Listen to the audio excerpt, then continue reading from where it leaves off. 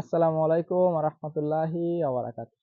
তাশিয়ান আনোয়ার ভাইয়ের পেজ থেকে সবাইকে শুভেচ্ছা এবং অভিনন্দন। সুপ্রিয় দর্শক, আপনাদেরকে আমরা দেখিয়েছিলাম আমাদের এই আঙ্গুর গাছগুলো কিভাবে কাটিং করেছি। মাত্র 15 দিনেই দেখেন আমাদের আঙ্গুর গাছগুলোতে কত সুন্দর চমৎকার ভাবে কুশিগুলো বের হয়ে গেছে।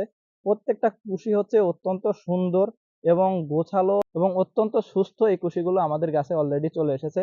প্রত্যেকটা বাট থেকেই আলহামদুলিল্লাহ, প্রত্যেকটা বাট থেকেই আমাদের এই কুশিগুলো বের হয়েছে।